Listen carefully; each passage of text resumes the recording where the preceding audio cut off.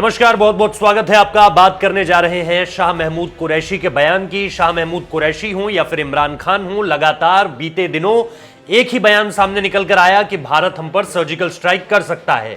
यानी वो surgical strike जो 28 सितंबर 2016 को हुई थी, उसका डर अब तक जो है वो पाकिस्तान के जहन से जाता हुआ नजर नहीं आ रहा है। और इसीलिए इमरान खान भी इस बात को बार बार दोहरा रहे हैं। इसीलिए शाह महमूद कुरैशी भी तकरीबन पाकिस्तान यानी इस्लामाबाद से 4000 किलोमीटर दूर अबू धाबी जाकर भी यही कह रहे हैं कि हमें जो है वो ये लग रहा है इस वक्त पे कि भारत जो है सर्जिकल स्ट्राइक कर सकता है। लेकिन अब एक और बयान उनका सामने निकल कर आया है। शाह महमूद कुरैशी ने कहा है कि भारत के साथ वर्तमान हालात में वार्ता करने की कोई स्थिति बनती हुई नजर नहीं आ रही है। भारत भी दरअसल ये लगातार कहता आया है कि पाकिस्तान जब तक टेरर और टॉक्स जो है वो साथ साथ नहीं चल सकती, इस बात को भारत की तरफ से बार बार कहा गया है। सुषमा स्वराज जब विदेश मंत्री हो तब भी ये कहा गया। अब तो वो है नहीं, स्वर्गीय हो चुकी है, लेकिन उनके बाद एस जयशंकर ने जब से कमान संभाली है उसके बाद भी स्थिति कुछ ऐसी ही है। इन दोनों देशों के बीच किसी तरह से कोई भी जो आप कहें कि ट्रेड रिलेशन हो, कल्चरल एक्सचेंज हो, स्पोर्ट्स फ्रेटर्निटी का मिलना हो, ये सारी की सारी चीजें बंद हैं और हर तरह से भारत ने पाकिस्तान का बॉयकॉट कर रखा है।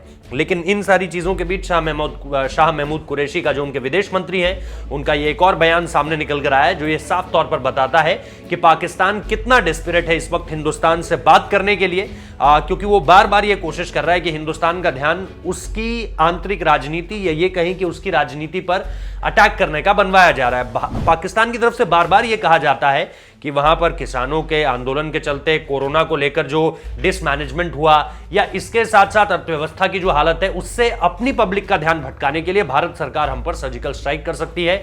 जबकि पाकिस्तान में पाकिस्तान सरकार की क्या हालत है, कैसे एक पूरे के पूरे पाकिस्तान के अंदर कैसे इस वक्त पे एक पॉलिटिकल स्टेबिलिटी नहीं है। और इसके साथ साथ आप ये भी देखेंगे कि कैसे वहाँ पर चाहे आप गरीबी ले लीजिए, चाहे आप लोन का मसला ले लीजिए, चाहे आप यूएई और सऊदी से उनके लगातार खराब होते रिश्ते ले लीजिए, जिसको लेकर के बाजवा को जो है वहां पर मिलने भी नहीं दिया गया था क्राउन प्रिंस से। उसके बाद हमारे जनरल जाते हैं तो उनका रेड कारपेट वाला स्वागत होता है।